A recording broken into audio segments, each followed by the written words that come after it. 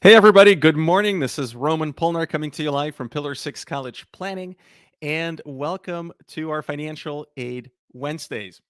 It's a weekly live cast where I help families find money to pay for college. And we do that by breaking down our financial aid system to figure out where the money is and how you can find savings and more financial aid to lower your out of pocket cost of sending your kids to college. As folks make their way in, we're going to get started in just a moment. But this week, I will talk about the 5 best ways to find money to pay for college. Because, well, quite honestly, the number one thing that parents say to me is, oh my God, colleges are crazy expensive and we need help paying for it, or some version of that story. And usually it has an explicative of some kind because it's true. Colleges have just gotten to be tremendously expensive. And, most families just don't have enough money to pay for it out of pocket and they weren't able to save enough. Um, so as you're coming in, I want to let you know if you have any questions, if you've got any comments, or drop them in the comment section below, and I will keep my eye out for questions, and I'll do my best to answer them as we go along. If you're watching a replay, feel free to put your questions in as well. Either I or a member of my team will also continue reviewing and monitoring for any questions, and we'll answer them as they come along. But let's talk about this now. So, if you're looking for money to pay for your kids' college, you're in the right place. Now, depending on how old your kids are, obviously, the best thing that any of us can do when our kids are still little is to start saving up for college. But what do you do when they're already in high school? Like, you've saved what you've saved.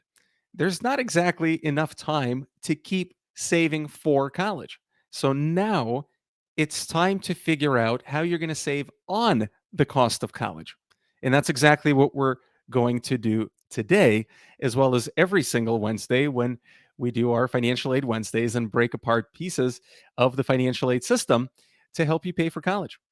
So this week, I'm going to share with you the 5 best ways to save on college by doing a few things. Number one, by finding additional money that you need to make college more affordable. Two, without stressing yourself out. And three, without burdening yourself or your kids with years of college debt. So let's dive right in. But before we do that, I want to mention, or not actually mention, I want to dispel probably the biggest myth that I hear around financial aid, and that is only low income families get financial aid. That's not true. Yes, it's easier to get financial aid if you're a low income family because the government has a system that is kind of the most well known and documented for you to follow. But it's not true. Not only low income families can get financial aid. Now, the second biggest myth is that middle income families are totally hosed. Now, when middle income families call me, they usually use a different word, and I'll leave that up to your own imagination. But that's also not true. Um, Middle income families can certainly find money, financial aid to pay for college. It's just that you have to work a bit harder. And that's exactly what I'm going to be talking about today. And then the third myth is that high income families don't need financial aid. Well, that's not true either, because the financial aid system is only looking at our income. It doesn't consider our living expenses. So it might appear that if a family has a higher income, that they should just be able to pay for college out of pocket and they'll be fine. They don't need financial aid. Well, that's not true because depending on where you live, depending on your personal circumstances, you might not have enough money at the end of the month or at the end of the year to just write a check for college and not miss it. And again, let's highlight the obvious. Colleges have gotten to be tremendously expensive. I've talked about this in the past that it's the college costs are the number one fastest rising cost of all costs that families spend money on, second to none. So, unless you were fortunate enough to have your income keep up with that increase in cost, it's been very, very difficult. So, everybody, for the most part, needs help paying for college. And we're going to do that right now by, again, focusing on the five best ways to get money for college for everyone. Whether you're on the lower income or the higher income spectrum, these five best ways will work for you. Now, the question is, which of these five ways will work for you in your specific circumstance? And the challenge here is that you can't go after all of them because at some point they'll start canceling each other out. And that's why people get so frustrated by the financial aid system because they know they need money. They think that there is money, but they just don't know how to get to it. And one of the biggest reasons that happens is because they're not following the right money or they're not following the right area and they're not doing the right things to get the money that they're eligible for based upon their unique circumstances. So that's exactly what we're talking about today. In just a moment, by the way, I'm going to offer something that will help you figure that out. So stay tuned. But first, let's establish some very important ground rules. Number one, there are three different financial aid profiles, and you really have to know which financial aid profile you fit into, as or at least closely relate to, in order to help you decide which of those five different ways you're going to use to get the money. So, number one, financial aid profile is for the lower income folks. Now, the government is the one that decides what they consider to be a low, mid, or high income family for financial aid purposes. So ignore the rest of kind of societal norms. That doesn't matter. We're not here to label anybody. It's all about how the financial aid system sees us. Because, like I mentioned just a moment ago, it only looks at our income. And that is the main determining factor of whether or not you're going to qualify for traditional financial aid, just income. So, low income should pursue traditional financial aid. By the most part, low income folks are those that earn below the poverty line. That's what the government will almost automatically qualify for financial aid. Mid income families will qualify for some amount of traditional financial aid. But the more you make, the less financial aid the government is going to offer you. And then the third financial aid profile are the high income folks. And they're not going to qualify for any traditional financial aid because the government doesn't think that you need it, despite the fact that you really do. So, how do you know which one you fall into? Well, like I just mentioned, generally families that earn below the poverty line, which is, I think it and nationally it's something like 30 some thousand dollars a year for a household of four. So if that's you, well, that's where you're likely going to pursue the traditional need-based financial aid. But if you're on the higher end of the spectrum, on the opposite end of the spectrum, the high income folks, the financial aid considers to be right around that 250 to $300,000 a year. So again, depending on where your student is going to be going to college, if you earn between that 250 to $300,000, the government will not make you eligible for need-based financial aid. And so if you fall somewhere in between those two realms, right, between that 30 some thousand dollars and the $300,000, which is a pretty big spectrum, then you're in that mid income category and you're going to qualify for some financial aid. But there are far more places where you can look for money, as well as if you're a higher income family, to get more relief to ultimately make college more affordable without having to dig deep into your savings that are earmarked for something else like retirement, or without rating your savings and without loading yourself up with debt, and certainly without loading your young people, your kids, with debt so that when they graduate college they can get a head start in life without having to worry about paying off those incredibly hard to pay loans. So how do you know which of those five places will work for you? Actually, this is a better slide. So, which of those 5 ways will work for you? Um, I'm going to offer you something, and that is a free complimentary consult. So we created these 15-minute consults. They're absolutely free. There's no commitment. There's no hard sell. That 15 minutes is designed to help you figure out number one, which financial aid profile you fit into, and then number two, which of those 5 areas of financial aid you should pursue. Because, like I said earlier, you can't pursue all 5. They'll start canceling each other out. That's number one. Number two, you're going to spend a ton of time and effort trying to figure out how to get money from each one. But depending on your financial profile, you shouldn't go after at least, 2 or 3 of them. So, I guess the other way and the better way of saying it is that every single family, regardless of your financial aid profile, can absolutely find money to pay for college. And usually, it's going to come from 1, 2, or 3 places. 3 of the 5, but usually not more than that, because that's when they'll start canceling each other out. And to help you decide which of those 3 places are right for you and your family, that's why we created these consults. So feel free to take this down. It's calendly.com/rpolnar/FinAid consult. If somebody can put that in the chat, I'd greatly appreciate it. That's going to stay on in the permanent show notes, and you're welcome to take advantage of it. Absolutely free. So let's now shift gears and let me share with you what these 5 financial aid ways are. All right, so here we go. 5 money sources to pay for college.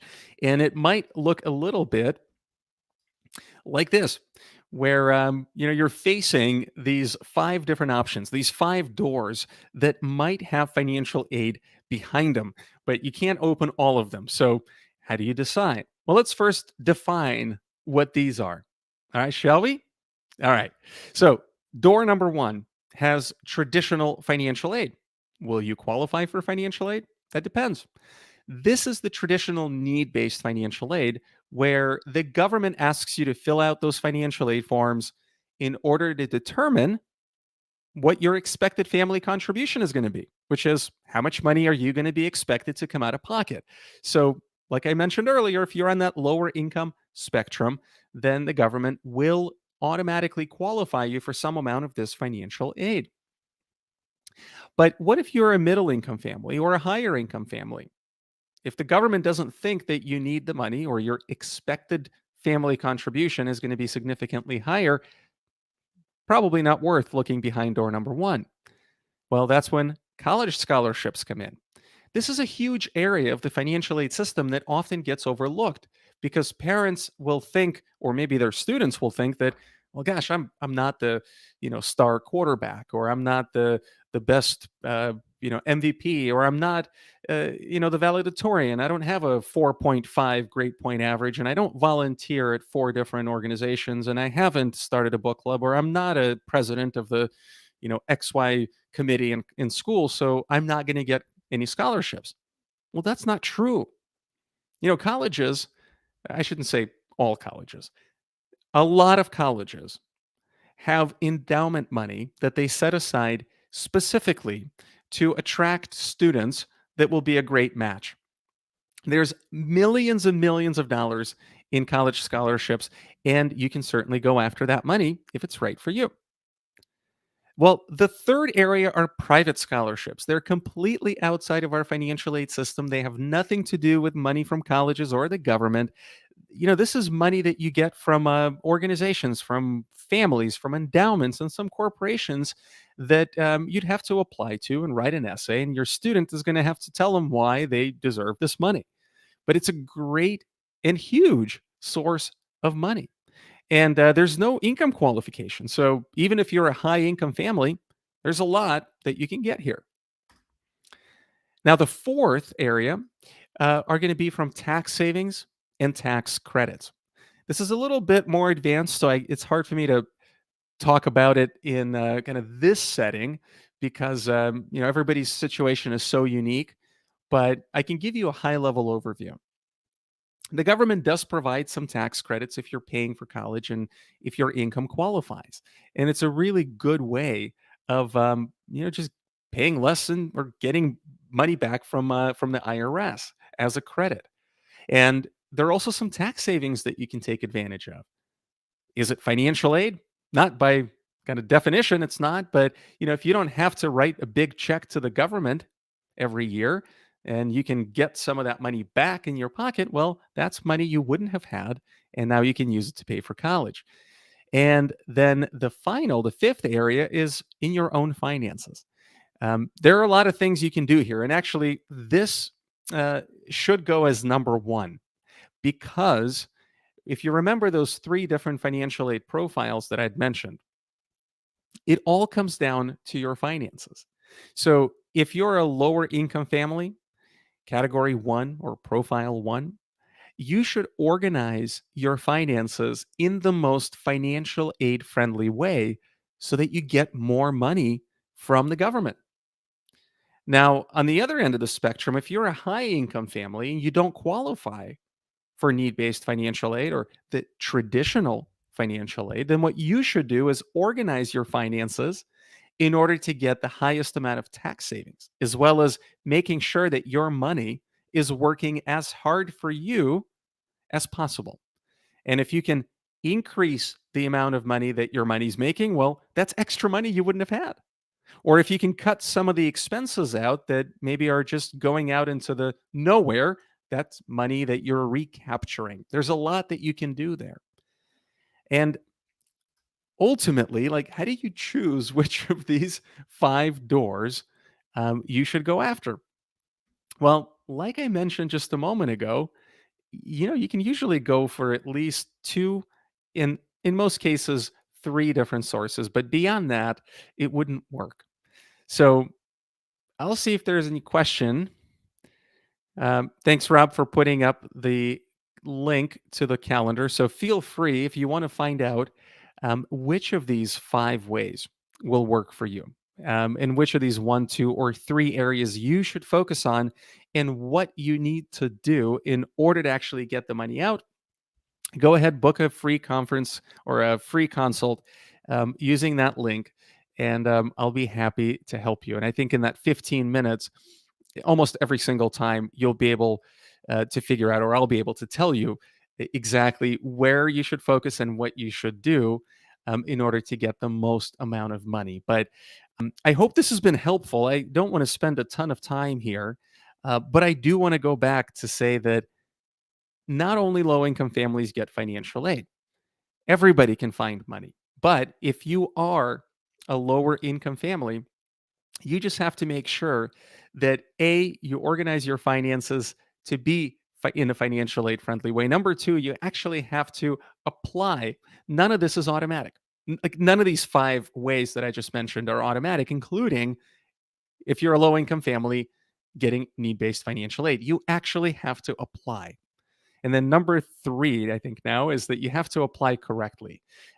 Their families make a lot of mistakes on the FAFSA or the CSS profile. And even though they're eligible for financial aid or should be eligible, they can make simple mistakes that disqualify them from financial aid, or they lose out on money that they could have gotten. So not only low income families can get financial aid, but if you are a low income family, don't make mistakes. Do things correctly. Get the money that you're entitled to.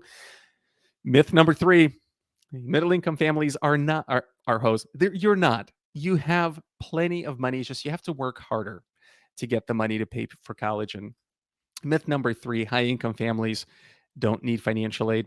Oftentimes they do, because after you pay rent or mortgage and after you send your kids to school and you put food on the table and you pay utilities and pay taxes, you may not have enough. In most cases, we don't have enough to just pay for college because it could be 40, 50, 60, 70,000 dollars a year. That's crazy.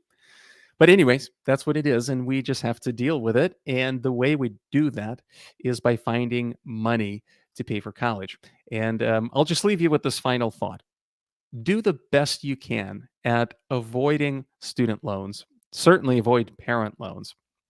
Like, the last thing you should do is go even deeper into debt, because, gosh, there's over 4,000 colleges in the US. I promise you that if you take just a little bit of time and research where the money is going to come for you and your family based upon your circumstances, you'll be able to find really good colleges for your student that align really well with your financial aid profile, and they will be very much affordable.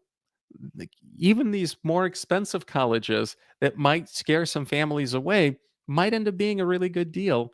Again, you just have to get the money out of the financial aid system or college scholarships or private scholarships. Look at some tax savings and then look at your personal financial resources. There's a lot of money in each of these areas. You just have to figure out which one you're going after. All right, I'm going to stop talking because I think I've probably at this point, um, I don't want to say that I bored you, but I probably am getting close to overwhelming you. So I won't do that. Instead, I'm going to stop. If you have any questions, drop them in the comments below. I'll definitely get back to you. If you have a private or personal question, direct message us and I'll get back to you. And then, as a comment for everybody, again, feel free to book an appointment. It's absolutely free, and I'll be happy to help. Oh, looks like a question just came in. Give me a quick second. Let me get rid of this banner. All right, here's the question. Hey, Sean. So the question is, before we call or make an appointment, should we have already begun the application process and then save the location before continuing on of the application? I think what you're asking is, you're welcome, Sean.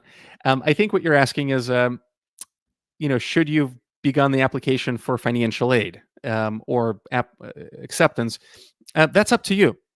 I would say that the earlier you do things, right, the earlier you know where the money's going to come from for you, um, eh, the better your financial aid application process is going to be. So I would say don't delay and don't wait. I mean, heck, if you've got a high school freshman, there are things that you can do, well in advance of applying. But if you've got a high school senior, and Sean, it sounds like you do, don't waste any time. Like, it is right now, November 17th, as of this live cast. And you should be submitting the FAFSA and the CSS profile and the admission apps like right now. So i- if you need help, book the call. Don't delay. But if you've already submitted forms, then don't worry, it's not too late, because you can always go back and amend them.